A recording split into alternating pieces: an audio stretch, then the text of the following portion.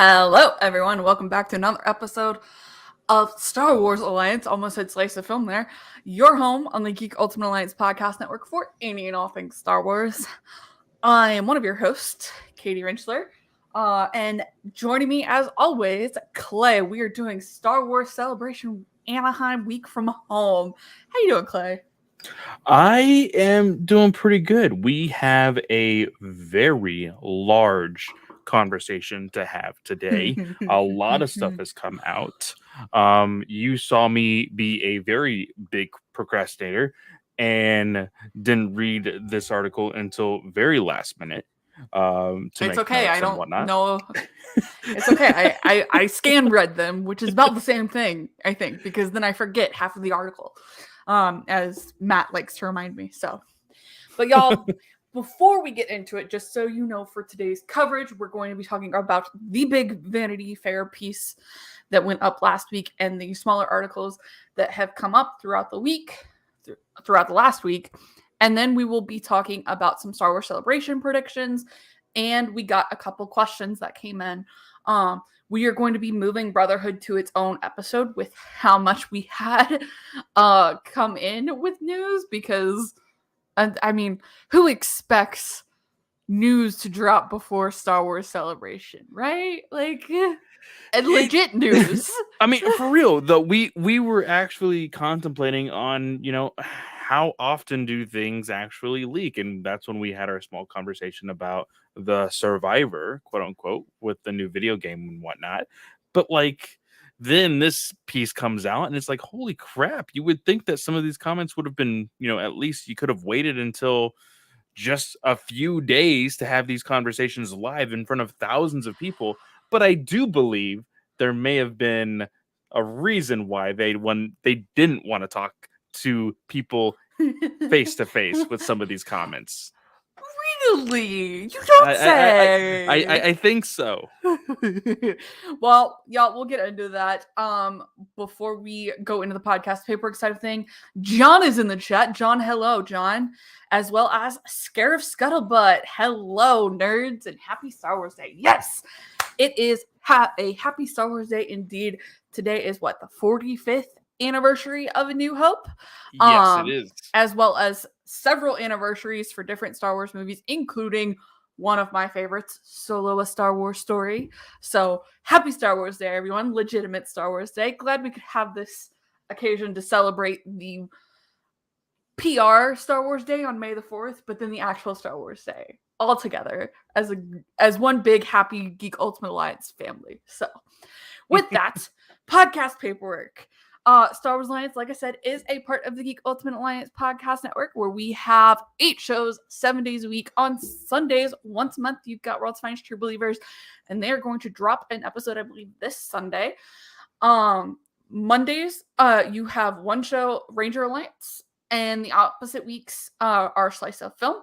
Tuesdays is DC Alliance. Wednesdays is Superhero Discussions. Star Wars Alliance is on Thursdays. You're here, except not the live show. So Fridays is Marvel Alliance, and Saturdays, every other Saturday, is a walk through the multiverse with Joe.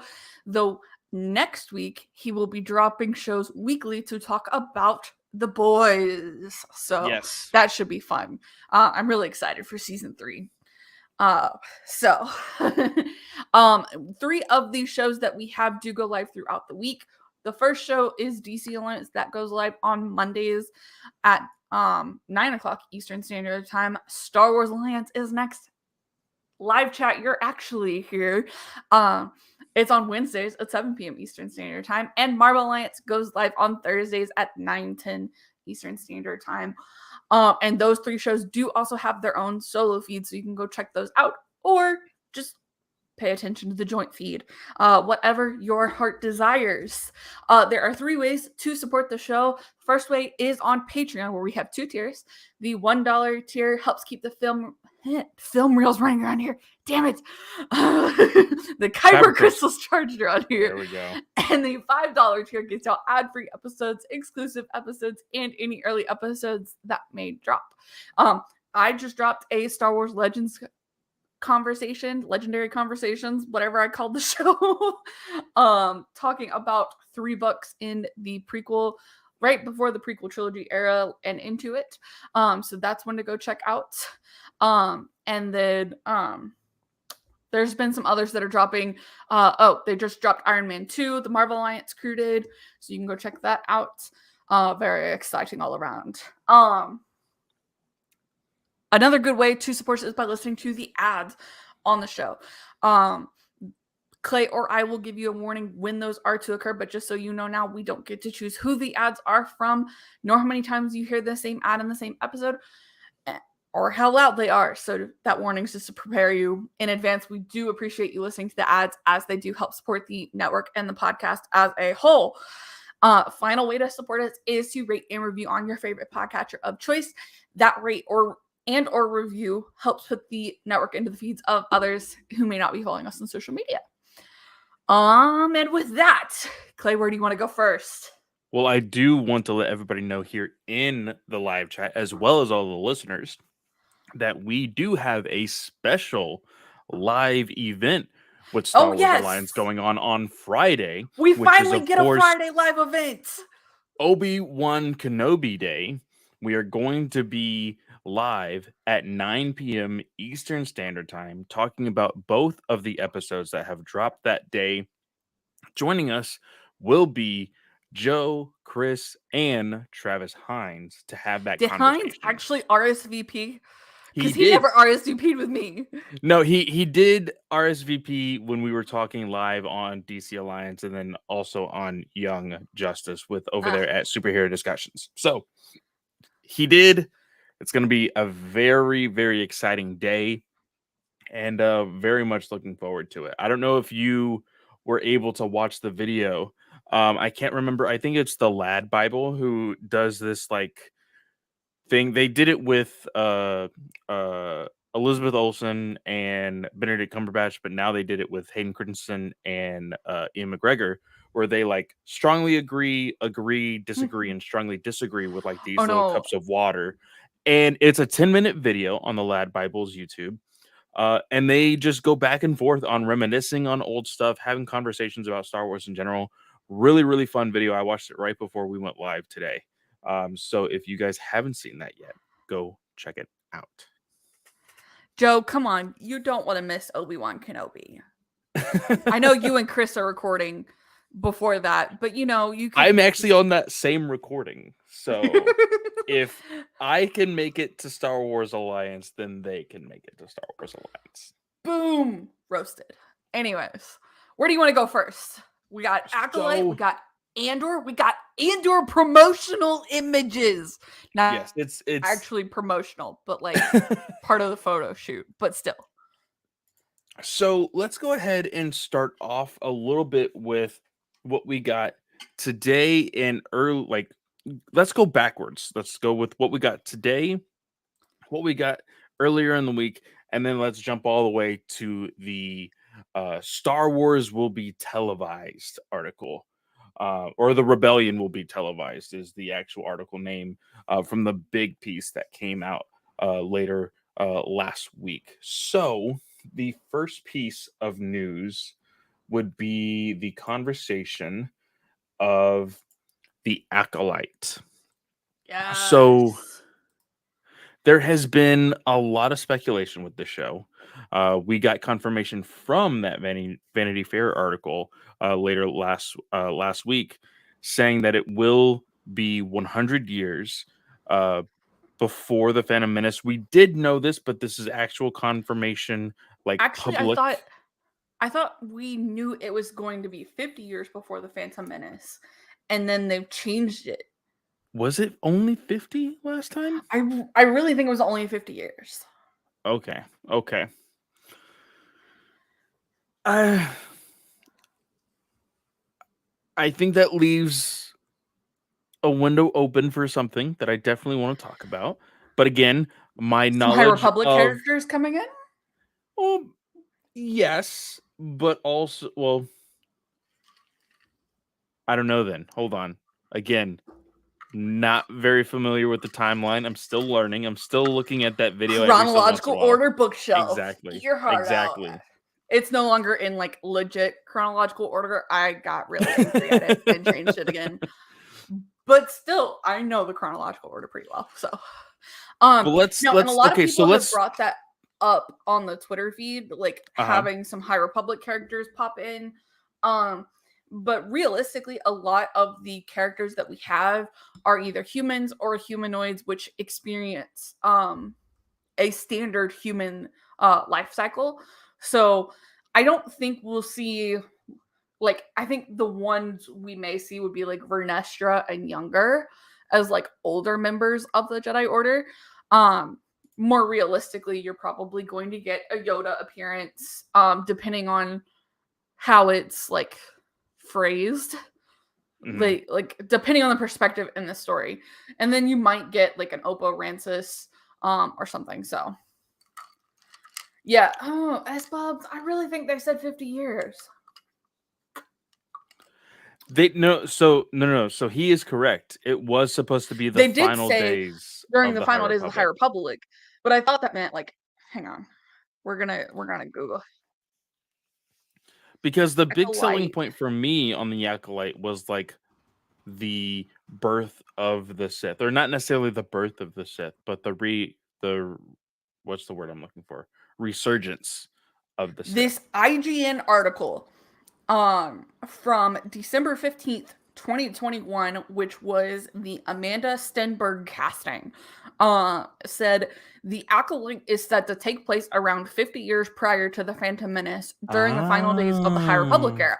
Boom! I knew it. Okay. I'm So excited. I actually remembered something. I'm sorry. I will be completely honest with you. I keep trying to open this Vanity Fair article, and then Vanity Fair is like, "Hey, in order to read this, you need to subscribe for $8," and I'm not gonna do it. Incognito mode. Oh well, thank you very much. I did not know that. All right. Yeah, I hadn't opened the articles yet on my laptop, so I'm good because they track via the IP address. So this one says the Acolyte will expand upon an aspect of Star Wars that was always slightly mind-bending, even if it's become underappreciated over the years. The events in the galaxy far, far away were never presented as some advanced version of our future. Instead, the very first words of the saga place it a long time ago. Within that Star Wars chronology, the Acolyte is about to venture even further back in time. So, this confirms it's supposed to take place 100 years before any of the screen stories fans have already watched. And S-Bubs, yeah, I remember this being discussed where it was just said as last days of the High Republic. I think they went back and clarified it later on, which brought up the 50 years because IGN is a very reputable source, and they know a lot about Star Wars, and like their sources. So I'm going with the trust on the IGN. So it was a golden age. That's the way showrunner Leslie Headland made it sound as she previewed the upcoming Disney Plus series for the cover story of the Vanity Fair piece for Star Wars. Star Wars: The Rebellion will be televised, And we will talk about that later tonight. Yes. And so when in regards to Leslie, she's a huge Star Wars fan. She said that some of her first writing endeavors were as heir to the Empire fan fiction, which obviously huge fan there. So very, very loving it. Kathleen Kennedy even said, I mean, she's read a gazillion books inside the EU expanded universe. So could be very interesting to see what she'll include. And again, Amanda Stenberg is reportedly set to play the lead role, but no official casting announcement has been made. So, yeah, it says when the Acolyte debuts, lovers of those stories may be relieved to see aspects of them become real once again. In talking about the EU. Sorry about the train, by the way. About the EU being put into aspects of the show. So, knowing the timeline yourself, 100 years before a Phantom Menace, where does that place all of the EU? And of course, just like we always see here on the live show, Katie is going to her bookshelf, grabbing the books, and she is specifically only grabbing one this time because she's only going to read off the timeline that Yeah. is in front of the books that they have it. So what are we seeing here for 100 years before the Phantom Menace? What are some of those books? So actually, there is nothing currently in the Legends timeline. And I say currently because I will always hold the dream that someday they'll go back and work on this timeline. Um, there's nothing 100 years before the Phantom Menace. You have 1032 years, which is Knight Errant and the Darth Bane trilogy. And then you have a lovely time jump to 67 years before Star Wars A New Hope. And you've got Darth Plagueis. Okay, so here's the question now, because as soon as you said Darth Bane, can you technically, without really messing with High Republic currently with how it stands in the timeline of Star Wars, can you scrunch down that timeline from 1,000 years to 100 without destroying anything else prior to Phantom Menace currently? I don't believe you can, because I believe Darth Bane has been set chronologically already, with some of like the Kevin Scott books. Okay. And I believe some of the Charles Soule as well, but I think he's made specific reference to it in Dooku Jedi Lost, where he talks about the Sith timeline. Yes. But then we get some Sith references actually in the High Republic comic by Kevin Scott.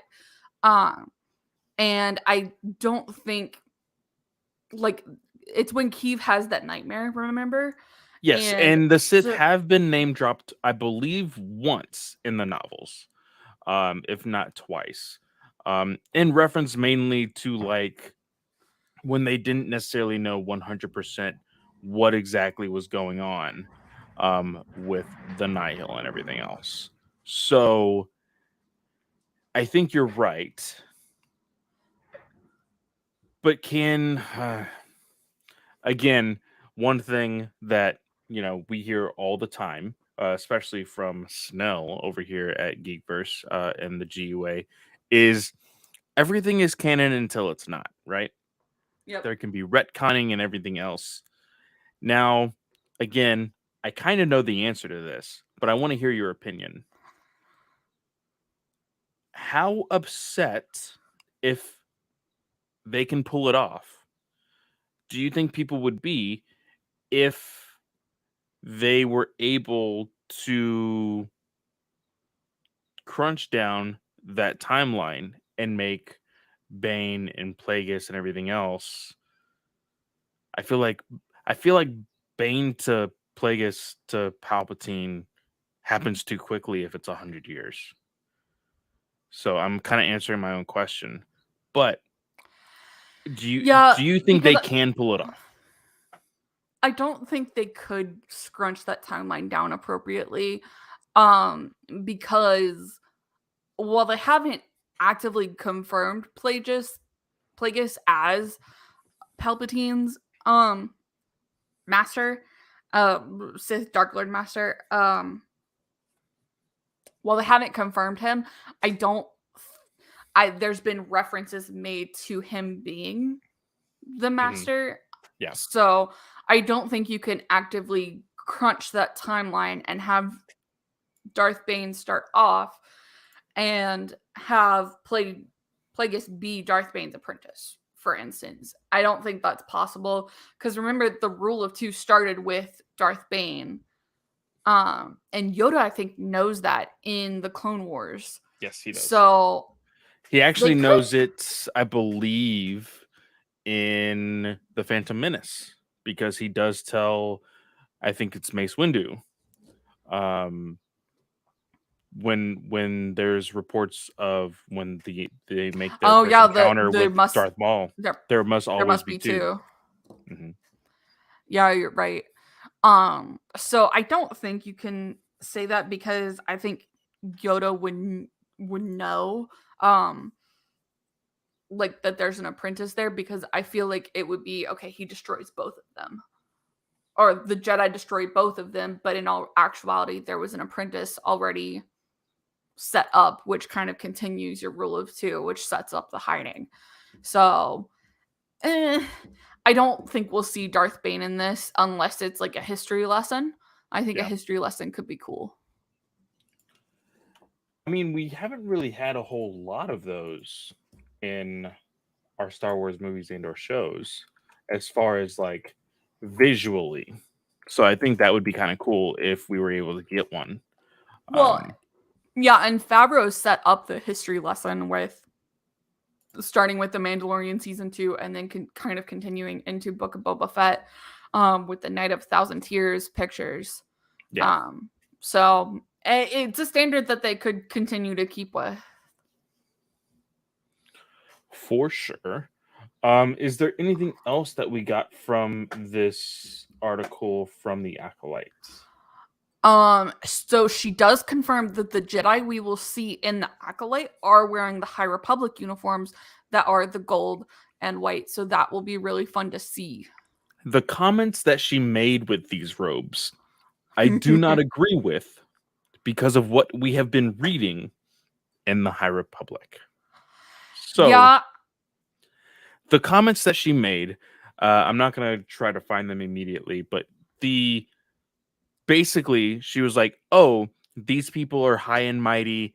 They are almost like priests. They don't really get their hands dirty, and that's why they're always clean and whatnot." There's, I feel like one that's a reference to Falling Star a little bit, Mhm. because I can't remember who it was, but they made the comment, "Are you ever going to tell me how you keep your robe so clean, even after doing whatever?" And then, spoilers, she died. And then she got a whole bunch of dust on those robes. Um, that was harsh. I'm sorry. Um, Because she turned to dust. Oh my gosh. Y'all, I'm sorry. uh, It's been a long couple but days. so I see a small reference to that, but also it doesn't relate to the characters that we have seen in the High Republic. They do get their hands dirty. They do go out there and they've been dealing with a lot. So I don't But know. I think Leslie may have a better idea of what is going on. Um, not like better idea of like behind the scenes, like where uh phase 3 of the High Republic is going to go because they may get involved in all these things and then the Jedi Council is like, okay, hang on, we need to like back up. And with them True. moving this 100 years, that tells us they're shortening the time frame up and giving the Acolyte more room to actively tell a bigger story. Um, because they could keep the gold and white uniforms, but then something happens in the Acolyte that transitions them to the cream and brown. Yeah. And because we know that there's a transition there somewhere, we didn't know if we were going to get it in the books or in something else. Um, and so I feel like after the High Republic, the Jedi is going to be much more reluctant to send people out into the galaxy, especially because like you see all these giant like Jedi basically squadrons flying around Mhm. and not many like master Padawan pairs. Like it's all like okay, everything has to be done in massive groups in this instance. So how do you get to the smaller instances of okay, yes, we'll send Obi-Wan to Cato Nemoidia Brotherhood reference there for you. Like Yes. so Which I have not um finished, so do not spoil too much. I still I have John like asked a 15 question episodes. about how great the Brotherhood was. I'll go ahead and answer it. I'm just gonna say I loved it. I thought my chin did a fantastic job. I'm in the midst of my physical copy read. I got notes, I got highlights, I got it all. So I I can highlight on my Kindle version, and I think that's all I can muster to do at this point. But I will say this: I am not finished yet. But what I have read so far is amazing, and I am really, really enjoying it so far. Like Mhm. we said, we are going to be reviewing that next week. Um, You'll get a or special episode. yeah, you may get a special episode because of everything that we're doing with Obi-Wan Kenobi. Still very excited about that, by the way. All right. Looking here, of course, Vanity Fair is asking questions, and let's see here. I'm trying to see. The leaders of this galactic era would rather ignore conflict and suffer than resolve it. Like you were saying, there may be there may be a Mhm. point of like, hey, we need to calm the fuck down and not, completely go out there and get ourselves killed. Maybe one of the choices that they make in this transition to how the Jedi Order works in the Star Wars universe. Um, and I think so. It says here, what are some cinematic influences for the show? Uh, John Favreau said that when we're working in this world, you want to go back to what George was inspired by. There were westerns, and then, of course, Akira Kurosawa, samurai films, and the fact that he originally offered Obi-Wan Kenobi to Toshiro Mifune. So I actually went more towards martial arts films and storylines that are a little bit more personal and less global and galactic. Those warriors were on a mission that were deeply personal, with people feeling wronged and having to make it right. Who and the Shaw brothers, like Come Drink with Me and Touch of Zen, they're monks that are also martial arts heroes. So very interesting in how, and we knew the influence of samurai, the samurai influences Mhm. that George Lucas, I mean, that's how we got Visions, for crying out loud, Yeah. so I think that is very, very cool. Interesting take on how it will influence her, with how she is filming these movies. Really looking forward to that for sure.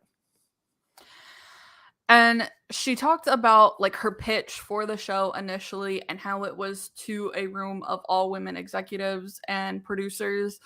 She didn't request that.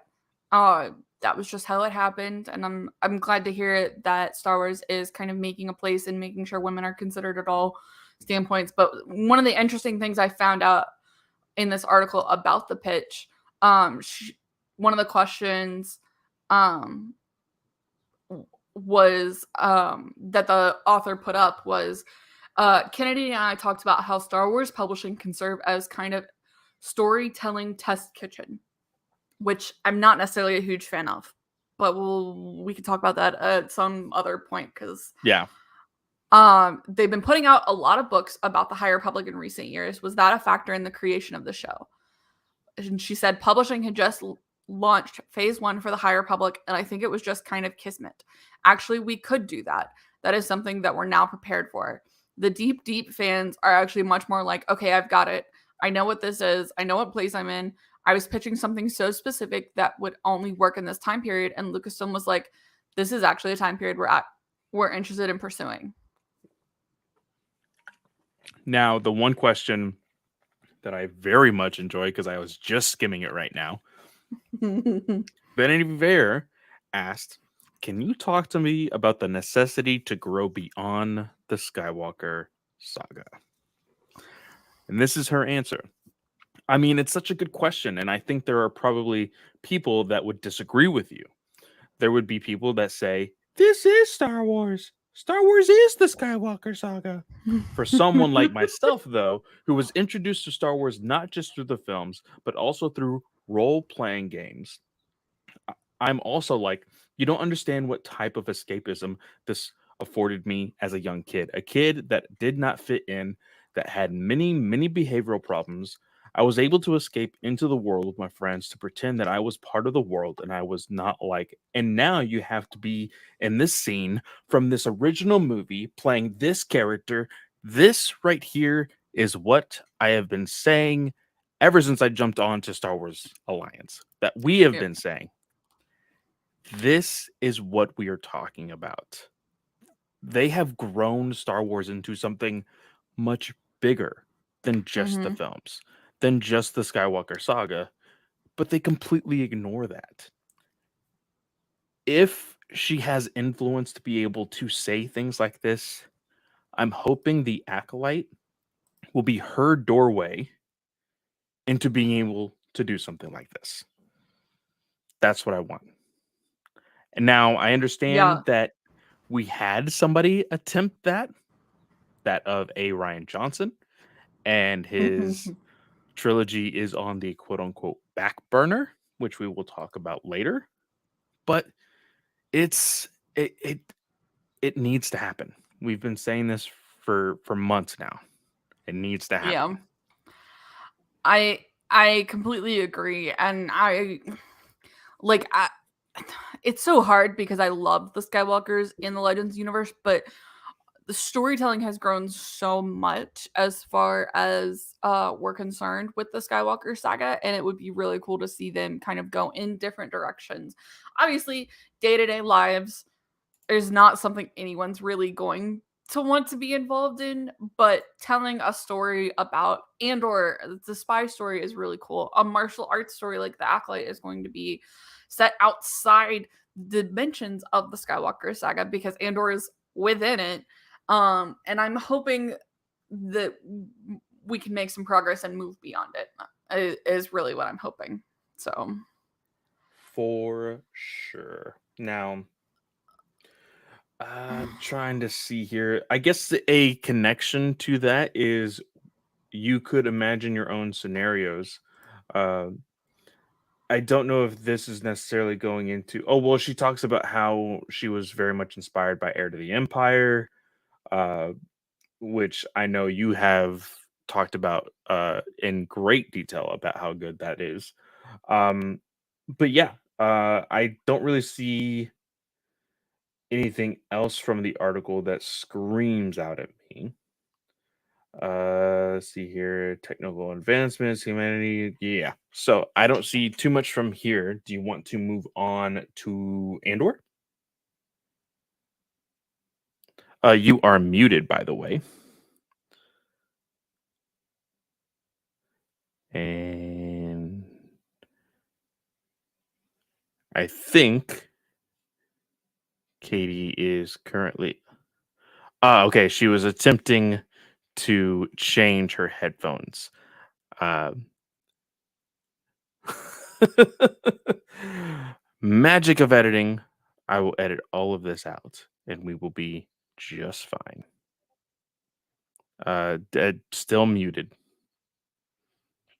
I'm sorry. I was trying to be sneaky while you were talking and change my headphones because those give me an absolute roaring headache. And I left them on so that I didn't get any audio feedback, forgetting that I could mute my mic. So, yeah. Awesome. So right here in the chat, says here, uh, Gerard Frayne says, I've been thinking about that one line in A New Hope. He's more machine now than man. When Obi-Wan left Anakin for dead on Mustafar, he would have had no idea he survived and became Vader.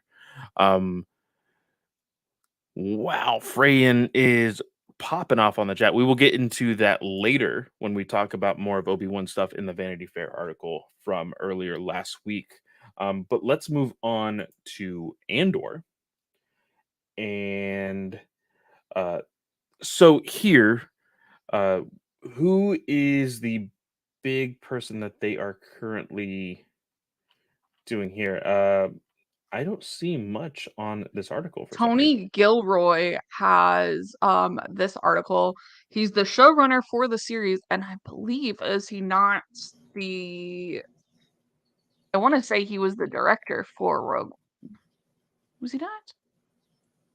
Yeah, he was the director for or no, he was the writer for Rogue One. So he wrote Okay, Rogue okay. One. Um and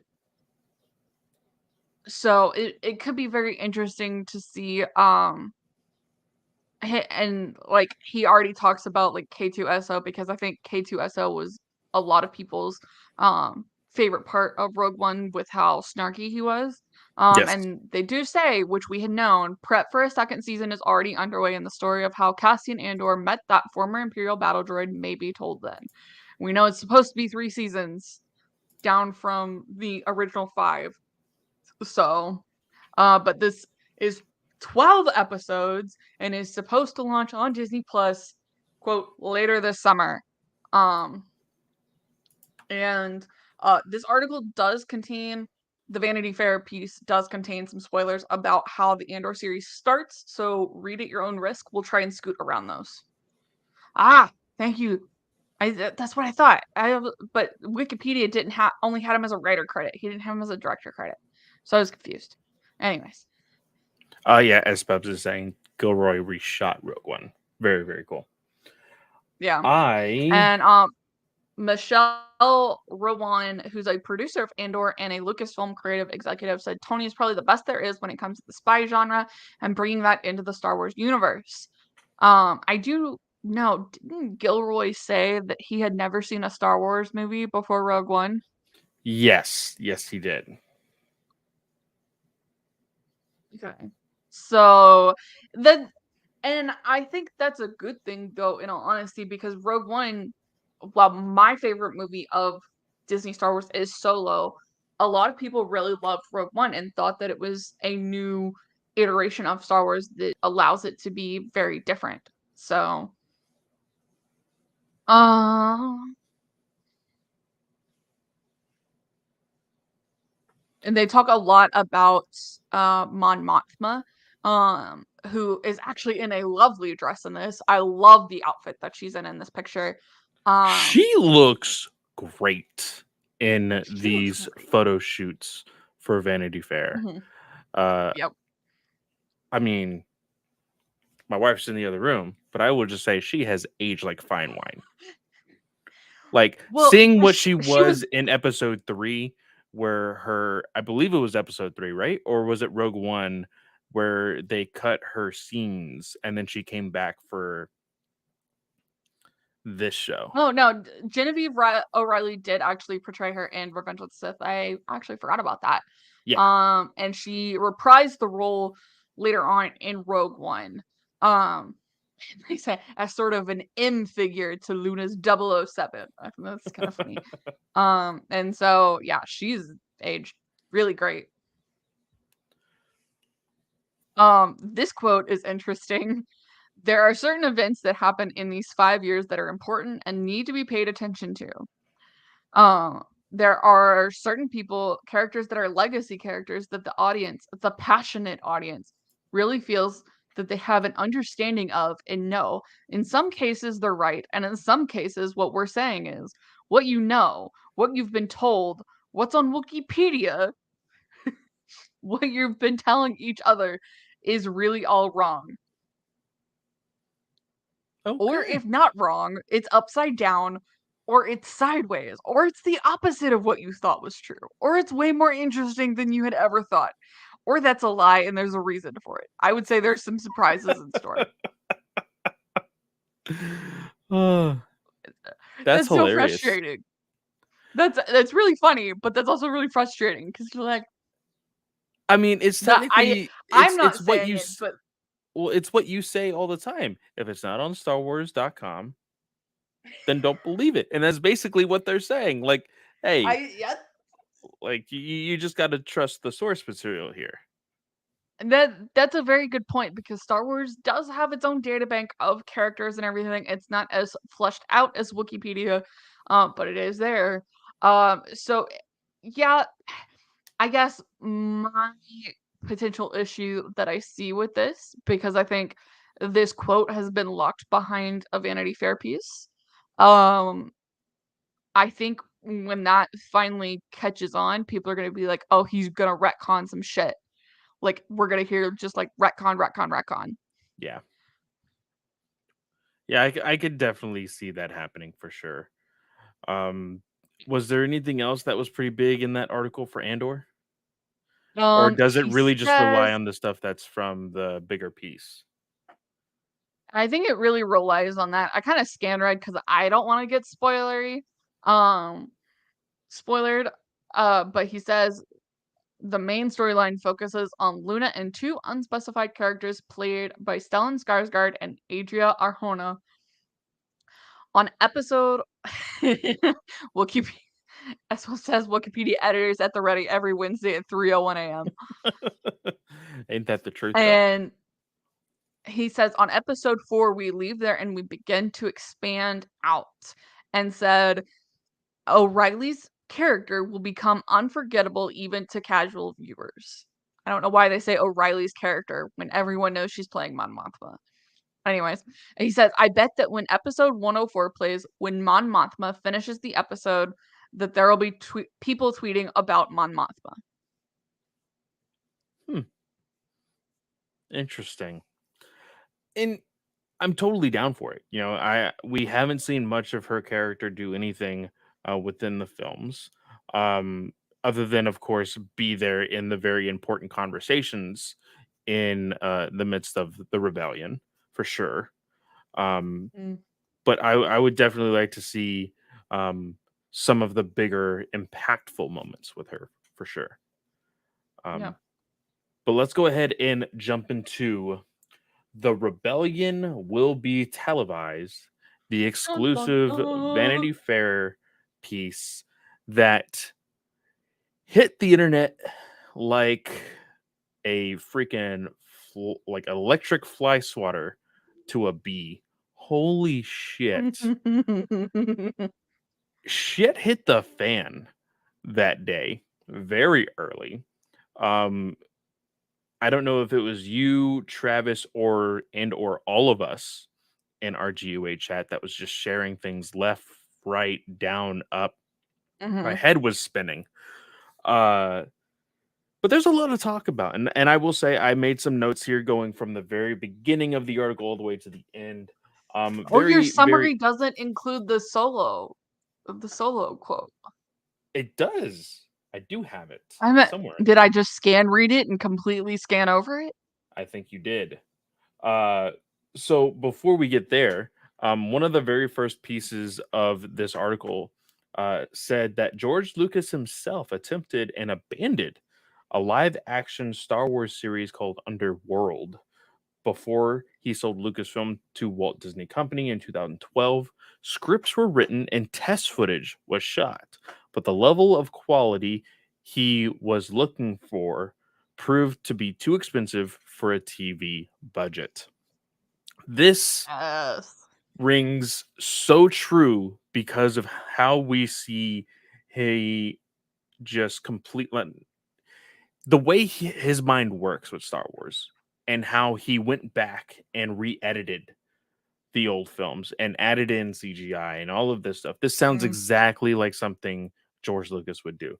If he can't hit perfection or close to it, he'll just not do it. So I am not surprised by this whatsoever. Um, but want to get into some more quotes about, of course, Andor and everything else. And like we said, some very controversial comments that mhm, Kennedy was talking about earlier last week. So one of my first bullet points is saying the show, that being Andor, also focuses on the uh, uh, enigmatic rebel leader Mon Mothma, played by Genevieve O'Reilly, like we said, who portrayed her as a young senator in Revenge of the Sith, then reprised her role in Rogue One. It says here in Andor, her story will run parallel to the title character, who we will eventually become one of her key agents. It is a huge orchestral uh, Dickinson assemble cast, says Gilroy. So, kind of like what you said, but that I think it's very cool that we're probably going to be getting like two stories every episode to mhm. run along each other and seeing how they intertwine, how they clash, and things like that. Looking forward to that very, very much.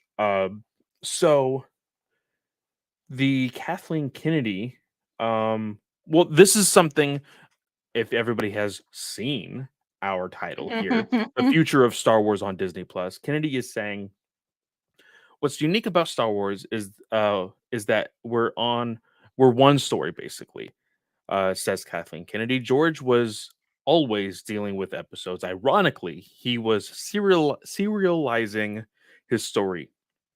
He was influenced by Flash Gordon, cliffhangers, Saturday mornings, and Saturdays at the movie theaters. All that informed with the DNA of Star Wars, which is why I think it's just organic that we made the transition to television. This goes into uh, kind of our conversation going forward here, but this actually takes us to one of our questions for this week, being from S Bubs, who is in the chat right now. Uh, he asks us, let's actually look back at his question right here. He asks, how do you think Star Wars being mostly realigned to TV on Disney Plus will affect the franchise's eventual return to theaters, whenever that may be?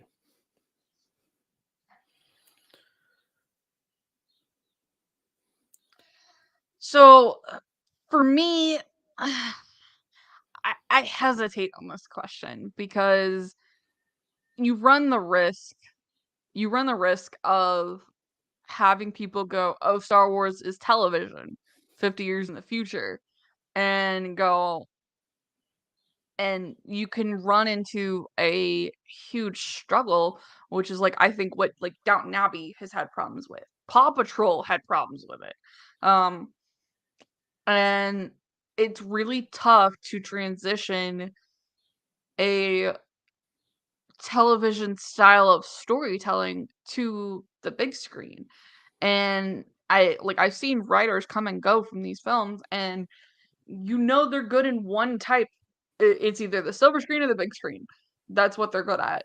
And they oftentimes have problems making that transition. So that's my biggest worry, is that people will get so engrossed in Star Wars being on television or streaming service, whatever you want to say about it, that I think people go, "Oh no, it's much better fit," when these have always been huge blockbusters to come to it. And I think that will eventually at some point get forgotten if they stick away from it. I mean, we're about to talk about it, but I think they learned the wrong lesson from the sequel trilogy, It and seems that they the have original learned a lot movies. of wrong lessons in this article for sure. You say that it is something that they could eventually lose as far as learning that TV is better than theatrical. And I will say, I love both. I love streaming and I love going to the movies. Um, some more than others, depending on the film and the reason why I'm going or staying inside. Um, but to answer Espub's question, do we think that Star Wars is forever lost to the theater? Because she says that there is a uh, transition to television. She doesn't really talk about anything past that. Later in the article, she will talk about how some movies have been shelved.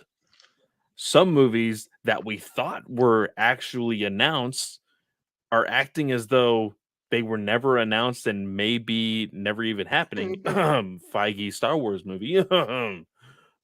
I Yeah, it's funny that they had this interview r- and they stuck with that quote and went ahead and gone, "Oh yeah, let's leave this in here," when Michael Waldron is walking around going, "Oh yeah, I'm writing the script of Feige's Star Wars movie right now." I mean, we talked about it fucking last week of all things.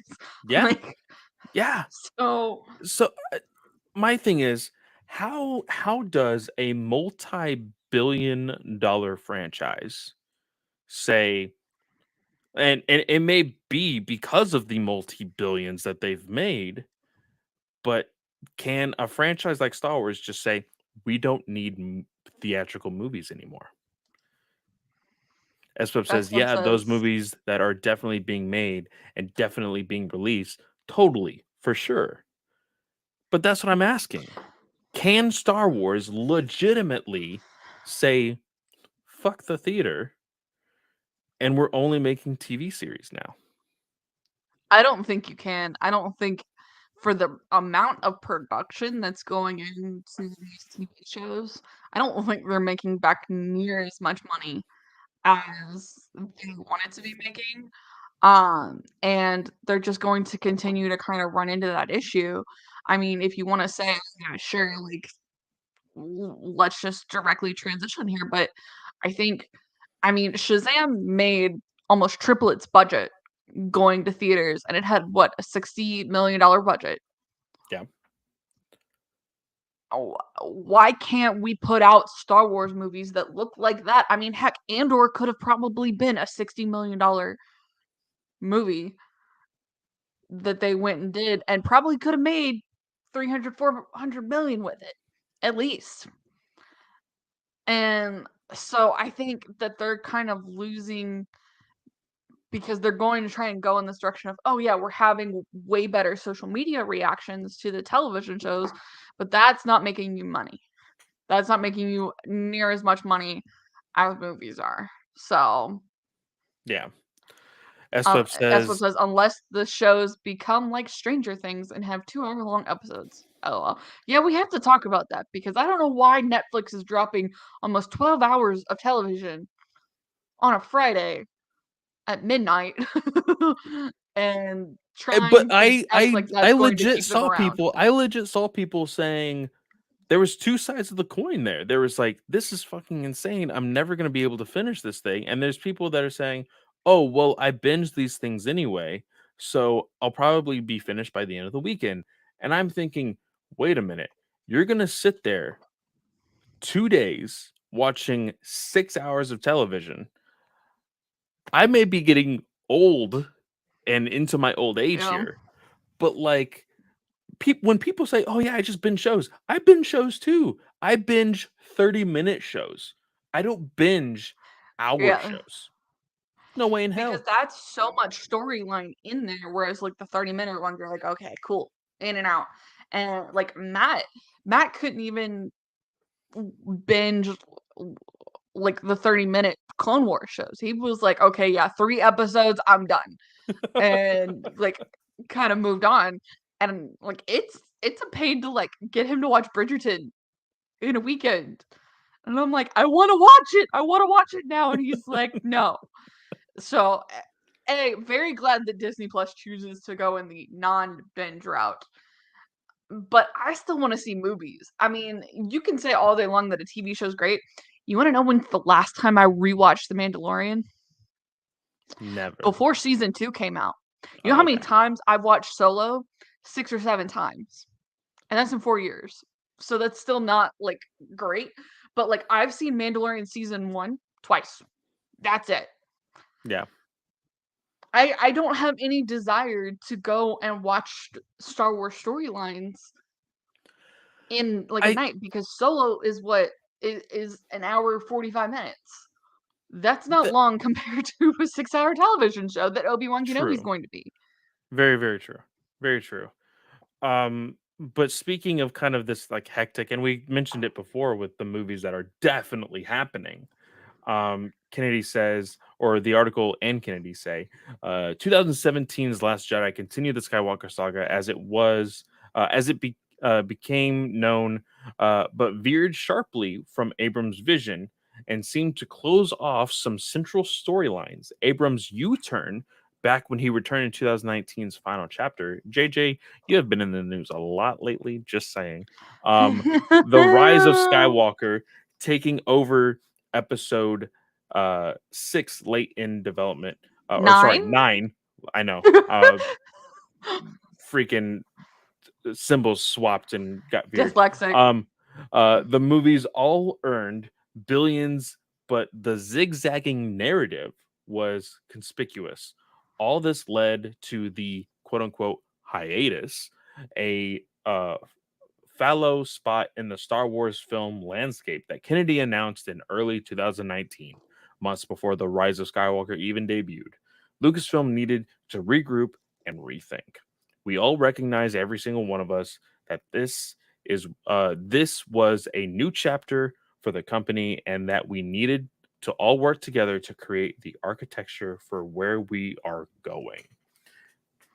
And I So don't she, think this oh, is a bad move because she goes in and later talks like you need to be prepared to stick around for 3 to 5 years with yes. your commitment to Star Wars production, whether you're directing, whether you're filming, whether you're producing, so that they can maintain a consistent storyline. And I don't think that's a bad thing by any means.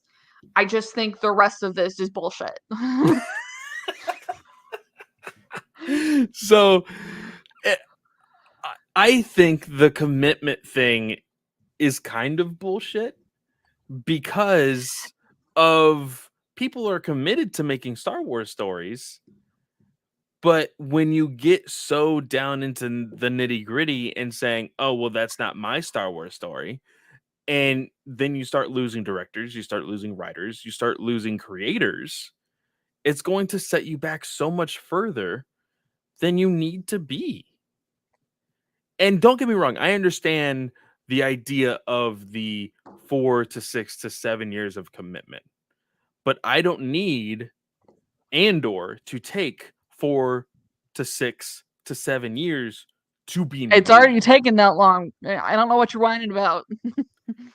But do we need another Andor incident where they're going to be announcing a show and they're like, cool, let's wait until that comes out when I'm dead? You know? Like, They're it's about to go into ridiculous. production on season 2 and 3 for 18 fucking months. What do you need 18 months to produce a show for? It's Andor will be the absolutely insane. longest. Andor will be the longest episode count of any Disney Plus show, other than like maybe like the typical like Disney Channel shows. Because I don't know how long like High School Musical the musical was or anything. It's gonna be 12 episodes. Yeah. Everything else has been 6 to 9 episodes. I believe, didn't the first season of Mandalorian have 10? I want to say 10, but it may have been 9. Uh, she then No, goes I think it was on. 9. Oh, it was 9. Okay. Okay. Um, some more bullet points here. Lucasfilm intended to make Obi-Wan Kenobi as a movie to be directed by Oscar uh, nominee Stephen Daldry. McGregor would be a producer and give him more say over the story. I just said I think that it should be a story about a broken man, a man who's lost his faith.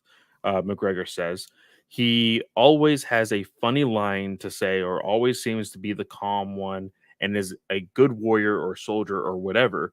But to see the man come apart and see what gets him back together again, that's where we started. Uh, a lot of my conversations with Deborah were about wanting to convey this feeling and strength about, but also sculpted with imprisonment. This is Christensen going into the conversation of Vader.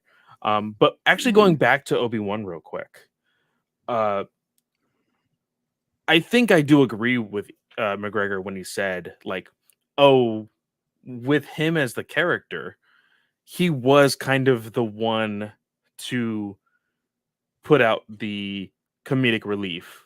And of course, comedic relief in Star Wars is completely different than that of a Marvel movie or DC movie and everything else. But this is what people have wanted. And we talked about this when we learned how hope needed to be the center point of this show. And McGregor didn't have that idea to even begin with when they were first having conversations of this being a movie beforehand. Yeah, and that's I think part of the problem is they want to continue with this idea of hope, but in all actuality, not everything needs to revolve around hope. Some of the biggest storylines are revolved around recovering from trauma and everything. So I think this is a poor mistake. And again, we will see what happens, but I think to kind of cut somebody off from telling a story that they go, "Oh, okay, this is what the character actually thinks." The guy who portrays the character thinks, "Okay, maybe we could like take a listen. Maybe we couldn't. I don't know." Like Well, and have we heard at all if McGregor is technically a producer on the show? I don't think so. Yeah, I don't think so. I guess we'll Which see Friday.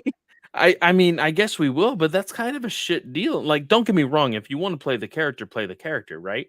I'm not saying don't deny a job, but Mhm. from going into like, hey, you have creative control over this, and then go like, actually, I think it would be better if you're not in control, so that way we can tell this brighter story that, although might make sense for this new narrative that we're telling everybody, it could have been so much better to compel a story that was full of heartache.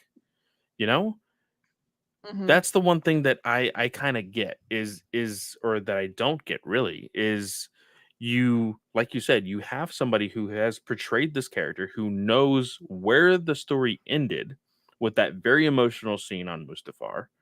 You know, you were my brother, all of that, and getting, I think it was McGregor that has even said, "Oh, this will be the Logan or the Joker of Yeah. Obi-Wan Kenobi." And I think that's what it was originally intended to be. I think there would still be elements in there for, the end of the series, but I do think that it could have been a little bit more than what we're probably going to be getting. Yeah. And just to kind of circle back to The Mandalorian, it had 8 episodes each season. So, Wow. All right. um, yeah, they also they threw in when Hayden Christensen was rumored to be appearing in Ahsoka, um, and Rosario Dawson saw it and took a screenshot of the headline and opened Instagram, which she has done 2 other times since, talking about Lars Mikkelsen being cast as Thrawn, Hmm. and then the Aladdin guy being cast as Ezra. And she said, "I just posted Sky Guy, they know. See you soon, Snips." And she didn't realize that it was an unconfirmed rumor because, again, nothing's canon unless it's on StarWars.com. And then she got an email from Isn't Star Wars, from Lucasfilm, saying, "Hey, maybe you should take that down." And so she did. Um, but I think at that point it was too late because everyone else caught it. oh So yeah, it looked legit. screenshots Like are she just, still there.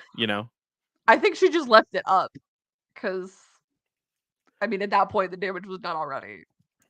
So right below that, I have the bullet points for the Kennedy quotes that we are very much just so eagerly wanting to talk about here. It says here, Lucasfilm must give a new generation their own collection of characters to love and hate, and not every classic character can be brought back endlessly anyway. Kennedy is well aware of this now. In The Mandalorian and The Book of Boba Fett, Mark Hamill, 70, delivered performances as 30 something Luke Skywalker, but younger actors played Luke Skywalker's body, while advanced deepfake technology replaced the face. Bringing Luke to life is now a team sport, but that tech has its limitations, so does recasting. Solo's swagger may be singular for another actor to replicate. There should be moments along the way when you learn things, says Kennedy. Now it does seem so abundantly clear we can't do that. So, in these quotes, abundantly clear that we cannot do that. This had everyone on my Twitter feed so upset. Katie, I know you're just eager to yell into that mic, so I'm going to give you the floor. What are your thoughts? Um, so don't get me wrong, Alden was not the most perfect performance. He did a lot better than I was expecting him to do. He was not the most perfect, but this quote is bullshit. Like, they actively pushed this movie. They hit, so their idea with the Star Wars movies releasing was to do the trilogy movies in December and then do the Star Wars story movies in May. And Rogue One had already not met that deadline and had to be pushed back because of all the drama behind the scenes and everything. And so it was pushed back to December. So there was already precedent for that movie to get sent back. So when you take Solo and you go, oh yeah, I'm going to replace these directors because I don't like that they want to make a joke out of everything. And then they go on to make one of the most popular movies of all time. I think two of them actually. Anyways, and then you replace them with Ron Howard, and then you go, oh yeah, you still have to hit your May deadline. I think they finished shooting the film in like early January and then had to promote it in February for the Super Bowl because everyone was like, oh, this movie comes out in May. Where is it? They literally had 3 months of marketing for this film, and that's it. Your Lucasfilm's problem is marketing. Yes, It is 100%. marketing. And they had so much success with movies coming out in December. You aren't telling me that you could have gone, okay, yeah, we'll give you till December, and then you can give us like a 25-second teaser piece for the Super Bowl, and then have more time for a trailer to come out later. It was unreasonable expectations with how much shit went on behind the scenes to have them turn around that film in 5 months of post-production time. Unreasonable. And she's talking about how, oh yeah, Alden was the problem. No. And the full quote, because I think it's always important to kind of have context. And it was kind of like a, okay, why are you doing Luke Skywalker the way you're doing him now with The Mandalorian and the Book of Boba Fett? And she said, I think back, and Solo was one of the first ideas that came up when the company was sold. One of the first people I went to was screenwriter Larry Kasdan. Larry and I have known each other forever. He was so excited to tell that story. We genuinely believed at the time it was a good idea. Reader, it was a good idea. So yeah, there should be moments along the way when you learn things. That may have certainly been a learning moment. Some people have talked about how, well, maybe Solo should have been a TV show, but even doing Solo as a TV show without Harrison Ford as Han Solo, it's the same thinking. Maybe I should have recognized this before. We would never make Indiana Jones without Harrison Ford. Having just finished the 5th movie, I can tell you there wasn't a day on set where I wasn't like, yes, this is Indiana Jones. Maybe I'm closer to the DNA of Indy and always have been than I was when I came into Star Wars, because now it does seem so abundantly clear that we can't do that. You get excited by these things and you want to revisit things you want. You want to have that feeling again and you're trying to resurrect that. I think that's what we do even with our new characters. With Star Wars, everyone's talking about a feeling they have about Star Wars. That's the intangible idea that you're looking for. And I think that's a terrible way to look at it, because Mark Hamill is 70 years old and they're going to continue telling his story, Luke Skywalker's story, as they move forward in Disney Plus. The episodes with him have been some of the most talked about episodes of The Mandalorian and The Which Bad is Batch. going to encourage them to keep doing it. And like, they're like, oh yeah, Luke Skywalker, we can't do anything. We also can't go do something with Luke Skywalker that isn't Mark Hamill. We're not going to suddenly go try to do that. The beauty of Obi-Wan Kenobi is Ewan desperately wanted to do this. He has been so engaged in the entire process, and our excitement and reason for doing this is that the real Obi-Wan wanted to tell the story. We got excited by the idea that Ewan and Hayden wanted to come back. Just as fans, everybody inside the company was like, let's see if we can make this work. I will think the go ahead and difference is, also say, I was reading an article from McGregor or interview that McGregor was having, and he said, due to being in Hollywood politics, when people asked him if he ever wanted to come back, he said, yeah, sure.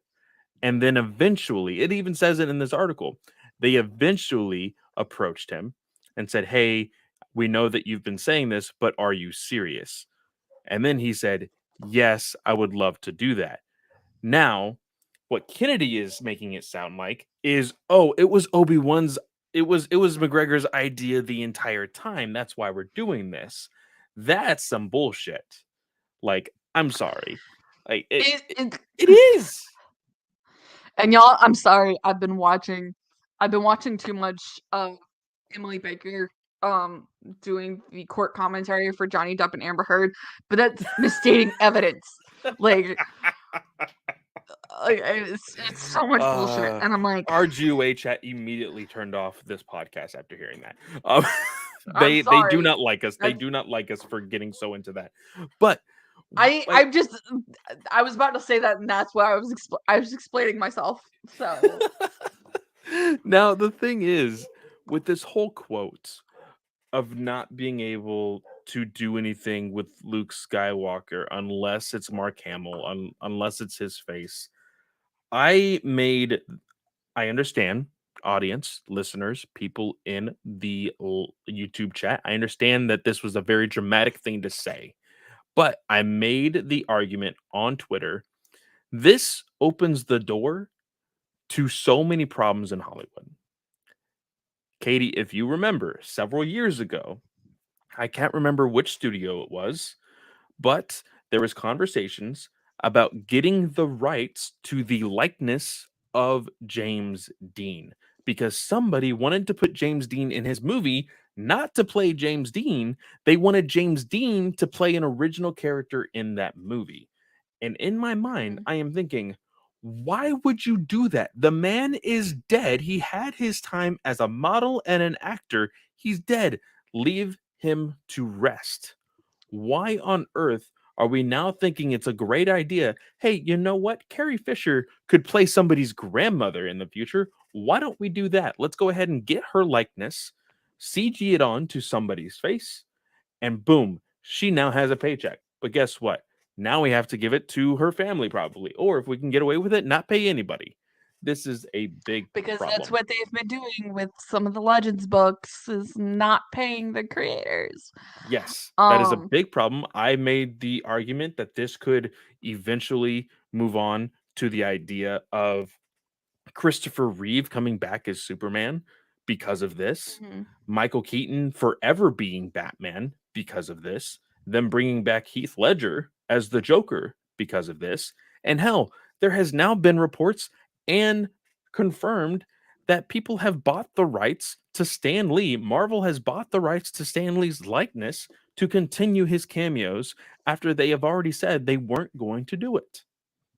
mhm. And I think to say, because there is precedent for this in Star Wars with Carrie Fisher, I think Carrie would have wanted to be in that movie. So I think it's ultimately the family's decision to do ultimately. I wish Mark Hamill, he's probably getting a big bag of money from Disney for doing this. Because it's really frustrating to me when you could have gone maybe in a different direction to do like an animated show, because we talk about it all the time. Animation is some of Star Wars' best storytelling. So I think it all kind of sucks. But to kind of close out um Kennedy's interview, because I think we're just gonna go back and forth in the circles on like, this is ridiculous, shouldn't be a thing.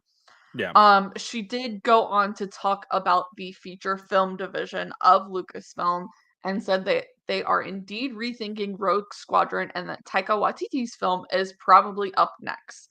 She does allege that they have a roadmap in place and that Taika's story fits more specifically into that. Rogue Squadron has been pushed off to the side for the moment, with Patty developing the script further. Then they will talk about how that connects to the central spine that we're working on. There's a couple of filmmakers that we've been in conversation with over quite a long period of time that I'm hoping will come in and make the overall commitment that John and Dave have made. That's ideally what I would love to see happen in the in the feature space. Sorry. And then she said the Star Wars movie Kevin Feige is supposedly producing is just a rumor. And now, granted, Star Wars Newsnet, thank you very much for including the timing of the interview, because I've totally overlooked that. This whole Vanity Fair piece took place back in March. So she does say that they will be giving more specifics about the upcoming films in a couple of months, i.e., Star Wars Celebration. So Yes, very, very true. She does make comments about Ryan Johnson's trilogies, and then the two last bullet points. they said that Ryan Johnson's trilogy, after he finishes with Knives Out, he will be refocusing on Star Wars. I Yes, call bullshit because I yes. don't think he Well, wants to put up she with people of contradicts Star Wars. herself. She contradicts herself immediately after the whole Ryan Johnson trilogy. She says, "I hesitate to use the word trilogy anymore because Star Wars is so much about persistent storytelling. Now she just needs to recruit feature filmmakers." Now, the last bullet point that I have in this article that closed out the article says, this is a quote from Kennedy. This is her explaining, like, uh, how her and George and everybody, looking back at how they were making these films and everything else. She says, "What I was so taken with is how much fun we were having," she says. "It's an amount to this moment uh, of realization. I do think a little bit of fun has gone out of making these gigantic movies. The business, the stakes, everything that's been infused in the last 10 years or so, there's a kind of spon I don't even know what that word is. Spontaneity? Spontaneity. Yeah, don't know what that is. Spontaneity. And good time. Spontaneous. Oh, okay. Uh, and good time that we have to be careful to preserve. I keep holding on to it. Better be fun." Katie, I feel like I know the answer to this. Are you having fun? I have a lot of fun with Star Wars. I can always critique something and still have a lot of fun with it. And so I think that's the important thing to remember is you can still have fun with something, but have issues with how it's produced. Have issues with some of the script and stuff. You can have a blast with it. Like I had a blast with Top Gun Maverick last night. Had a couple issues with it, but I loved it. It was very good. Looking I forward to consider that what I review. have issues with nitpicks. So I think you just have to take into consideration everything that's going on, and I think fun's a very important part of it. Fun is always a very important part of it. It is a I very tell my important mom part. constantly, don't watch something that you don't enjoy. If you don't enjoy it, just go away. Turn it off. That's what the power button on your remote is for. Yes, I am talking to everybody, including our GOA chat. Do not hate watch because that's how I stopped watching the CW. I just stopped watching, and now I'm having so much more fun without it. Um, Oh, magic. but as far as Star Wars goes, I have fun in the moments. These articles, not fun. The contradiction of words, not fun. The frustration of making content that we love and want to enjoy, not fun. Like SBubs made me famous with a meme in our GUA chat. I am I deep am in deep in depression. depression is something that I throw into our chat so often because we have this joke now, especially for me being the host of DC Alliance and Star Wars Alliance. I can't have fun in these two fandoms at the same time or much at all sometimes because it's very far and in between. And I just want more consistency. I want a clearer story. And Kennedy, if you have a roadmap, I think we need to see it.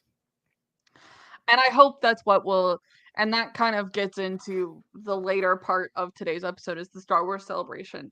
I believe they're going to give us a roadmap because so many of the panels don't directly revolve around a specific set of stories other than maybe like the Bad Batch and Mando Plus. So like the front opening panel is supposed to take place at um I believe it's supposed to take place at 3:30 Eastern Standard Time. Um and that's supposed to be like the filmmakers panel, like the studio debut. So hopefully we will see something then. I'm not getting my hopes up though.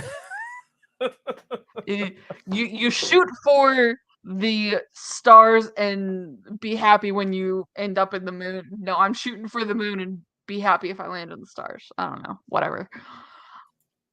I think that concludes a lot of the Vanity Fair stuff. There's more in depth in there with like plot and everything.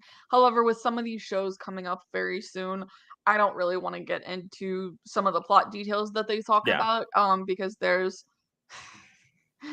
SBM says 30 new movies announced, no release dates on any of them. Please God kill me if that happens. It's just gonna say 2023 and then 2024. Star Wars 1, Star Wars 2, Star Wars 3, Star Wars 4, Star Wars 5. And it's gonna say classified project. And then it's gonna have Taika Waititi's movie. Not a title, just Taika Waititi's movie. And then it's gonna be everything that we know we don't want. I feel like it's gonna be an amalgamation of something like that. We're gonna find out. They are doing a live stream for Star Wars Celebration. I don't know what panels that is going to necessarily include, but I will be tuned in. I will be writing daily wrap up reviews for Full Circle Cinema this weekend. So Thursday, Friday, Saturday, Sunday, to kind of talk about everything that happened that we at least get details on. So, and we will be talking. We should be talking about the first 2 days of Star Wars Celebration for after we do the Obi-Wan Kenobi review on Friday. Um, even if it's just some highs and lows of the event so far, but we'll have a full wrap up on Star Wars Celebration next Wednesday. Other than that, we did get some additional news on this weekend Star Wars last week. We got first looks into Dark Horse Comics Star Wars stories that they will be telling. So Hyperspace Stories is basically they're all ages Star Wars comic title that will be happening. The first one is going to revolve around Obi-Wan, Anakin, and Padme, and it looks like we'll be getting like a full story. It won't be cut into pieces. So it'll be somewhat similar to what IDW did with the anthologies.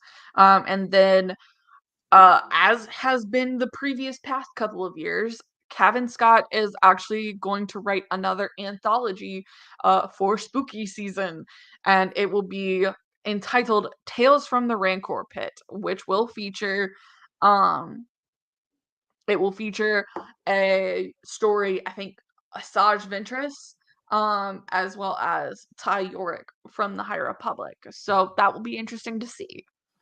I liked your shared tweet in our Star Wars Alliance chat. The just done an interview for Redacted about my new Redacted, which is being announced on Redacted this weekend. So Kevin Scott, you're killing me.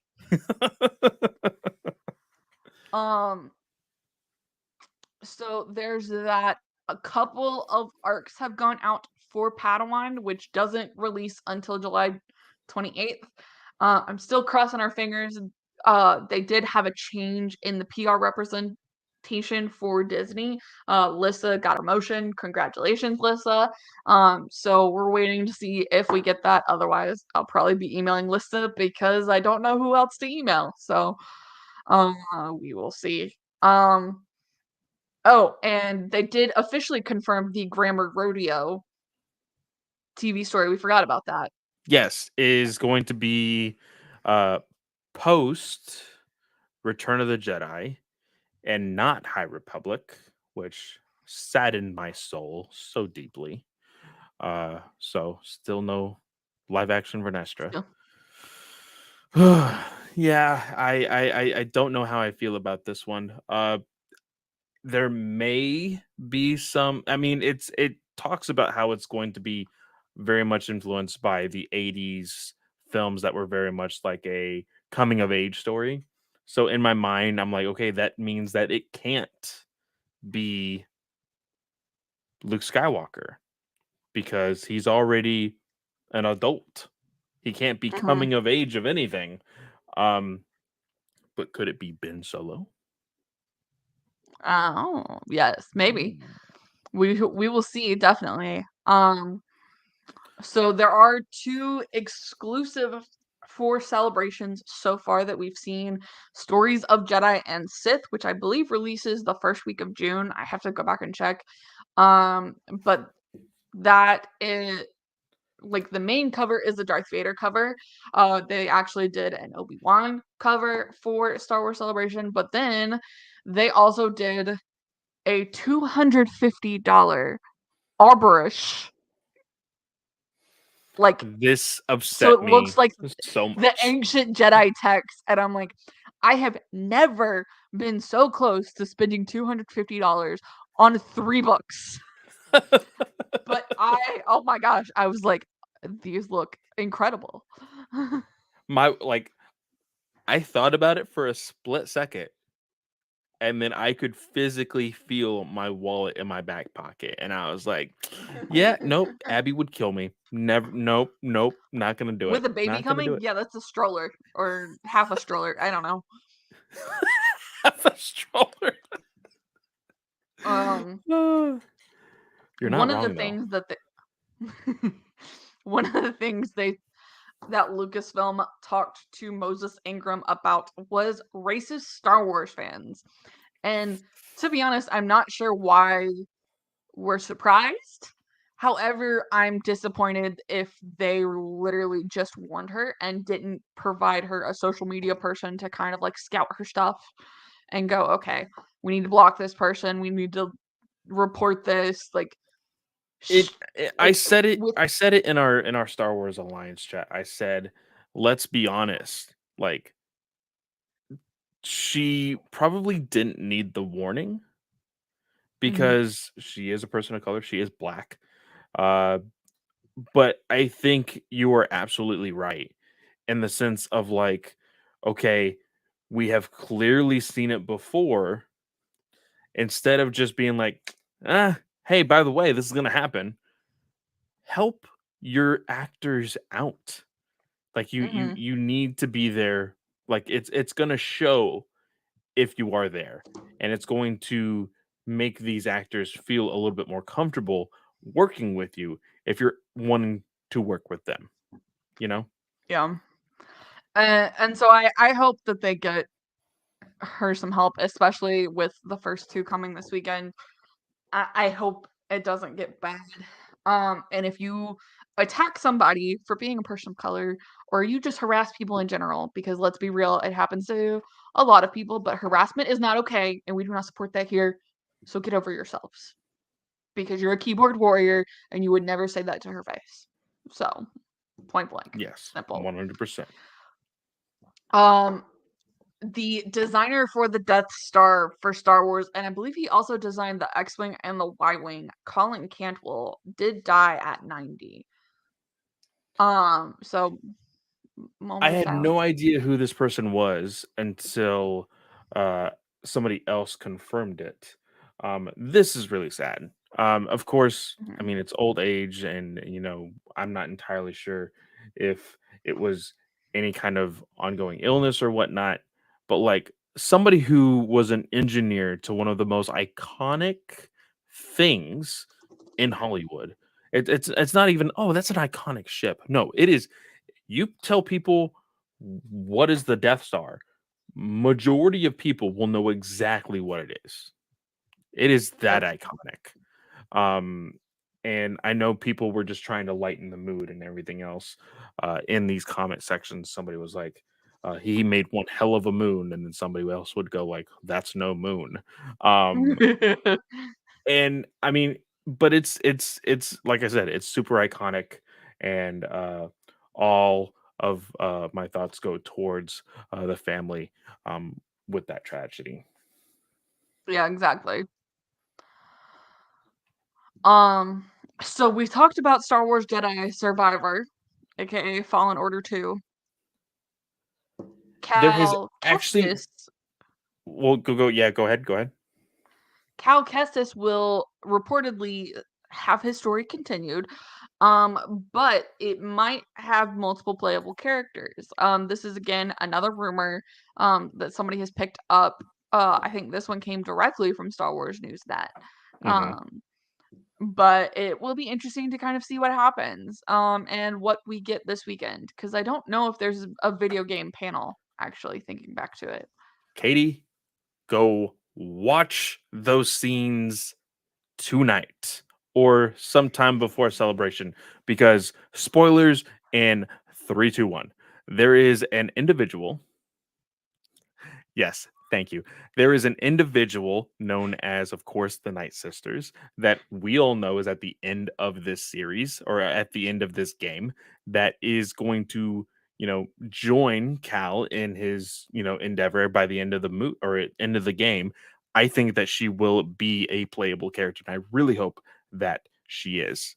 So I'm going to go ahead and tell Katie that she is good to go and coming back into this. I just said there is a character that is very specific to the game story that I do hope is playable in this next game. And again, you just watch the cutscenes. You'll learn you'll know who I'm talking I'm about. I'm gonna work on it. I promise. I've been dealing with some stuff. I gotta go to the neurologist tomorrow. Okay, I'm super excited. Oh no. It's But not anything bad. I hope. So, I anyways, think let's see here. The next thing, of course, we already talked about the acolytes. but Obi-Wan Wednesdays. I think this is the last bit of news Yes. we had to talk about. So we got a Riva Funko. Apparently and more. And then we also have a Black Series figure. I'm like, oh my gosh, you actually got a Black Series figure ahead of production or like ahead of episode release. OMG. Um, so it says pre-orders begin Thursday, May 25th at 1 p.m. Eastern Standard Time. So that is cool. Star Wars Micro Galaxy Squadron, Obi-Wan Kenobi's Jedi Starfighter. Um, So this is a and Lego collection. is This it a looks Lego collection? yes. So it is Lego Star Wars Obi-Wan Kenobi's Jedi Starfighter. I have a question for you. Random Uh-huh. question that I didn't even think of until I saw this being released. It is similar, but not the same type of Lego set that was released for Episode 2. So let's just say that. Do you think Obi-Wan can have an Omega connection? I don't think so. Yeah, S-Bubs, that's what I'm thinking. So I was talking about this one. I think you're talking about this one. Yes, I'm talking about that one. Yes. I was talking about the Micro Galaxy. This is a Okay, I was regular toy scrolling way too version. fast. I was scrolling way too fast. I was looking at the Lego collection. But you don't think that there could be an Omega connection to Obi-Wan? I I don't know think it's so because speculation just because of the release of this toy, but coincidence? I think it's just a coincidence. I don't think um I don't think it's legit for I don't think it's legit for what we have coming for us. So, Okay. Okay.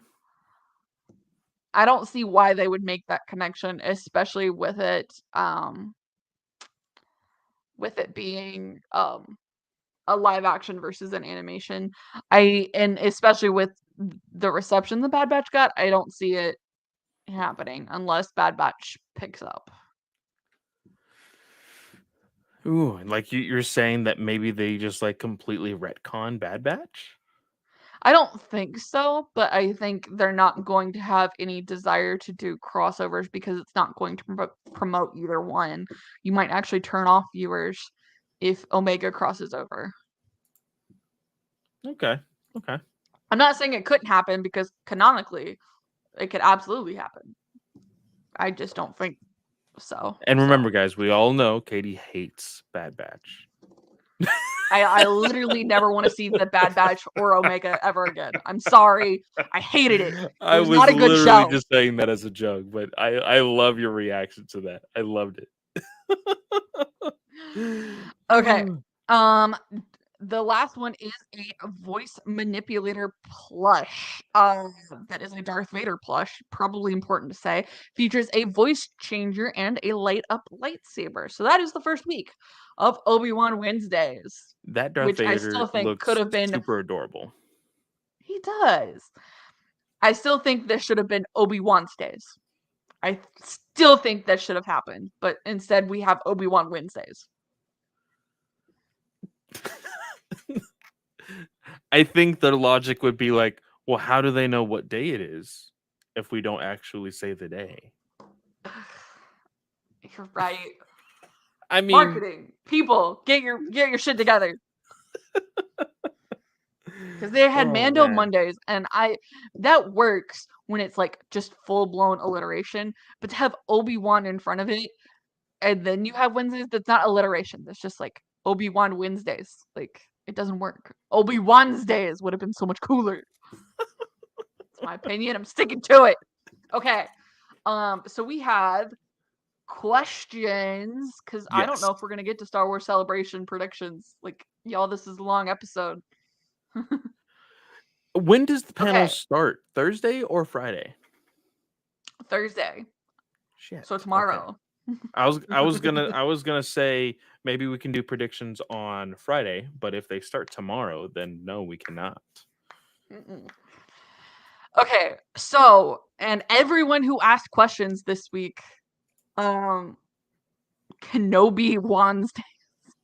That's funny, S Bubs. That's funny.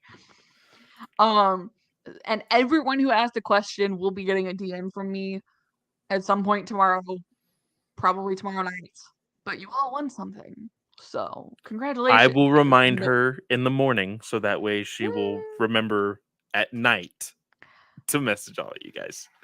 Still calling you out for that, but I love you anyway. I thought it was funny. I thought.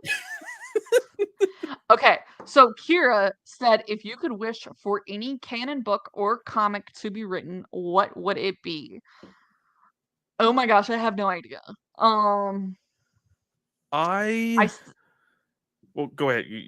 If you can think of I something. think what I want is an Elzar Mann, Stellan Gios, and Avar Chris comic that just kind of chronicles their young age. I was gonna say like a Padawan book for them.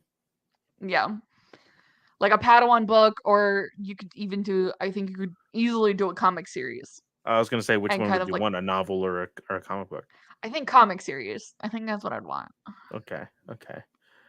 I am going to say, and of course, I'm very new to novelizations and everything else. I think I would want a Dooku Qui-Gon novel if it doesn't already exist. You get some like brief perspectives in Dooku Jedi Lost. Yes, But it kind which of moves quickly. I remember those, but they were very quick in Yeah. that novel. I would want like basically what we're getting for Obi-Wan Kenobi with Qui-Gon Jinn and Padawan. I want that, but with Qui-Gon Jinn and Dooku, because if Qui-Gon learned anything from Dooku, and we see how Qui-Gon is at the end of his life, it really is kind of telling on who Dooku was as a Jedi. And so I really want to learn about that Dooku. So I think that would be kind of really, really cool. Yeah, it could be.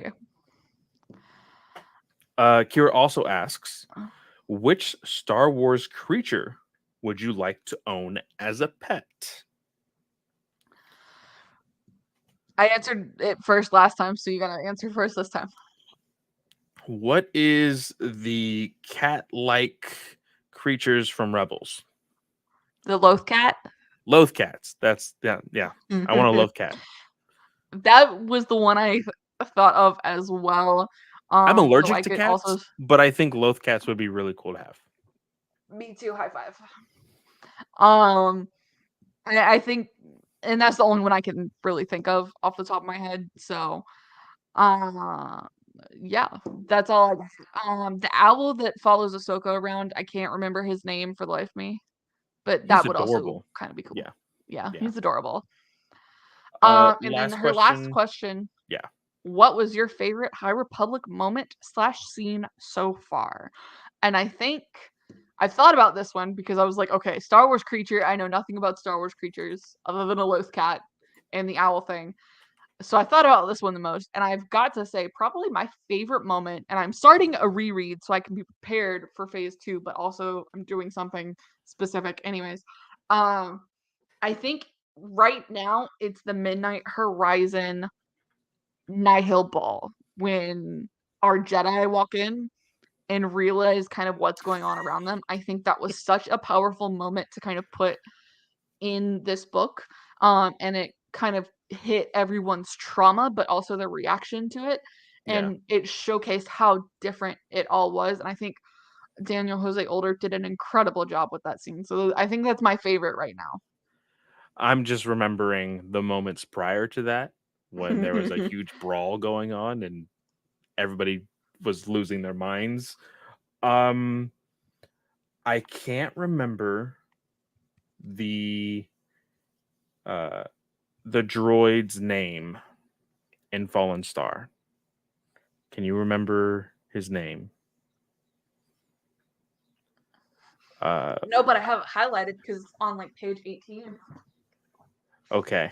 So my favorite moment, because it hit me in the gut so much, was in the last chapter where he confronts Elzar Mann and Avar Chris and tells them uh, uh, Stellan's last words and presents his lightsaber to them. Um, that got me so choked up. Like, for this stupid freaking droid to be so annoying for that entire book, and then for him to show such emotion at the end of that chapter in his final moments with Stellan, and then giving Elzar the lightsaber, um, Mm-hmm. was was so strong and so emotional for me. So I Yeah. think that is my favorite part so far in the High Republic. This is not page 11, but I had to flip through because I couldn't find it in the beginning and I was scan reading. So it's JJ 5145, Okay, JJ 5145. Yes, I believe. his moment with Elzar and Avar. Um, so that is my favorite moment. We also have questions, or a question from John Hazelton, who was in the chat earlier tonight. He asked, uh, "Do you think Yoda will make an appearance in Acolyte?" I think I addressed this earlier, but I do think he will. I don't know how you have, especially with how much Leslie's mentioned the Jedi Order, I don't know how you have the Jedi Order and don't have Yoda. Well, we've seen in the High Republic, he does go missing temporarily because, of course, his own missions. Um, I can see him making an appearance. I think he is kind of needed again when connecting the Skywalker saga. The only other character that does connect those dots is Yoda. And so I Mm-hmm. do think he is needed to move that story forward. Second question, and this one got into a little bit of a discussion with Kira. Um, I do not know anything about this, and we did answer um, John's other question about Brotherhood earlier in this episode. But the question he asks is, have either of you read the Aftermath trilogy by Chuck Wendig? If so, is it worth the read? Uh, Katie, you said uh, that you did not have a great time with this Yep. series. You attempted uh, to read through two of the three novels and couldn't get through them. Yep. While Kira thinks it's, well, not things, but is one of their favorite canon novels. So and now I'm a little on the fence. Who do I go with? The person that of course, I host with every single week, or a a listener of the show? I'm going to be very interested. Of course, everybody, I do say this all the time: formulate your own opinions, check Yep. something out. If you don't like it, then you don't like it. But you need to understand when making these purchases that you might not like something. Mhm. So for me, when something like this, I would probably go ahead and, on a off month, probably try to grab the audio drama if there is one, or buy the digital version of it, so that way if I need to delete it permanently, I can never see it again. Yep. And John also asked about Brotherhood, which I answered at near the beginning of the show, and we'll have a separate episode on that next week for those who are interested. You can go check out that review, and we're gonna record, I think, on Monday. So that will be ready for next week. And then S Bubs already answered your question. Thanks for asking. Um, we do have a question from the live chat. It's from Gerard Gerard again. Frayne. Will Plagueis be Uh, an acolyte? We did go over this a little bit, in the sense of me asking, can that timeline be squashed into the timeline of what they're doing with Acolyte being 100 years prior to Phantom Menace? Uh, but you had said that the timeline just doesn't quite fit in that short amount of time. I think Plagueis is more likely than Bane. I Okay, okay, stick with Plagueis being Palpatine's master. I think that works. yeah, Um, if not, then I don't see it unless it's like a flashback. But okay, I think it's likely that they're gonna stick with that because it's such an iconic line from the Phantom Menace, and it amps um Palpatine up immensely. Oh, as Bubs had said earlier, the Funkos are Reva, Kenobi, Vader, and Kenobi on that horse slash camel thing I forgot the name of. That is an Eope. I'm yes, fairly certain. yes, that is the name of Um, the creature, because we just reviewed um Kenobi, and that's what he had. He had the Rue was her name, and she was with child. Such a great part of the book. Um, such a great part. but yeah, Plagueis would be a very interesting story to have in there, especially with the, if people aren't really there to watch the original trilogy before the prequels, and then are legitimately surprised by the whole Palpatine like switcheroo and how he became, the Dark Lord of the Sith and everything else. Like, I think that I see. I don't know where to go, Katie. I think you'll need to help me with this when my daughter gets old enough. Do I Okay. do original trilogy, or do I go chronological? Because I think both turns can really surprise her. The whole, Vader revealed as the father, or like seeing Anakin turn evil. Like, I think both are very impactful, and I don't know which one to go with. I think I think for me, I'm always a huge fan of machete order. I like going 4, 5, 1, 2, 3, and then 6, and then 7, 8, 9. There's a there's a purported like way you can like machete it with the sequel trilogy. I wasn't a huge fan because it was like Well, you go four, I 5, 1, 2, 7, 8, 9, 3, 6, and I thought that was really stupid. that that I think that you goes have to way finish. that goes way too complicated. Now, I did just show my uncle, I think last week actually. We were looking it up because he wanted to know what is the ultimate watch list for Star Wars, and so we looked it up, and there is a timeline that shows you not only the way to go via the episodic movies, but it does add in Clone Wars, it adds in Mhm. Mandalorian, it adds Rogue One and Solo. I really want to give my child all of it, but of course that takes time, especially with some of these movies maybe, and even some episodes of the Clone Wars may being a little too scary for younger children. So I just don't like. Okay, I'm going to be holding my child within the first month of it being born. What's the first Star Wars movie I show? They're not going to retain anything, but just watching a Star Wars movie with my child, which one do I I watch first? know. I think you gotta go with just ingraining the original trilogy in. I think I do. I think I'm gonna go New Hope, Empire Strikes Back, and Return of the Jedi for the first. Like that's how it was shown to me, of course. But I don't know. I know that there's a lot of people with younger children now that the sequel trilogy is their first movies.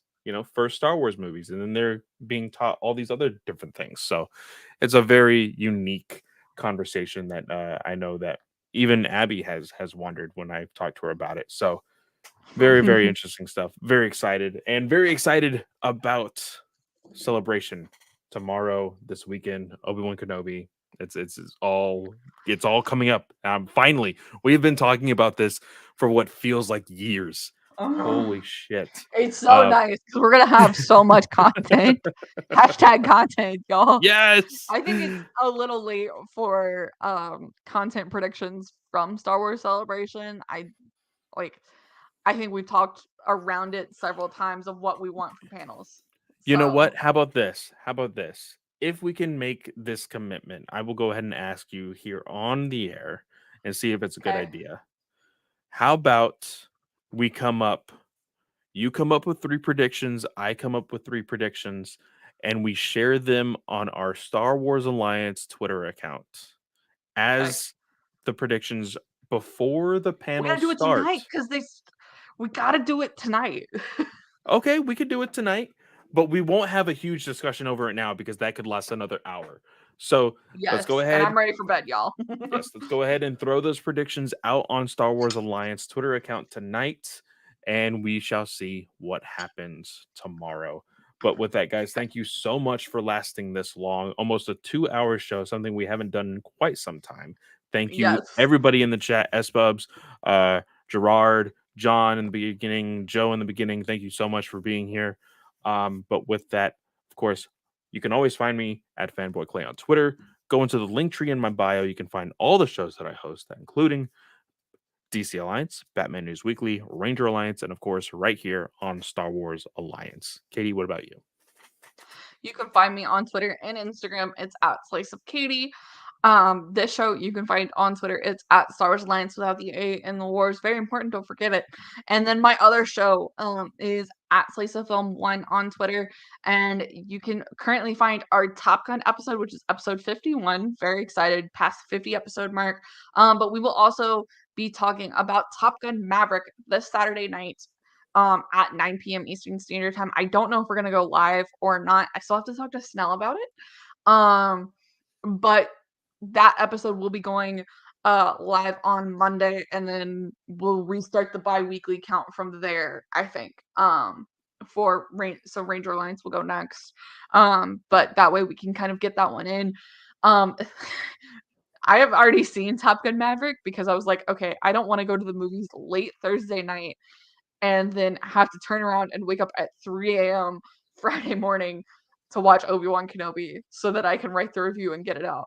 So I've already seen it, and oh my gosh, there was so many people older than 50 there.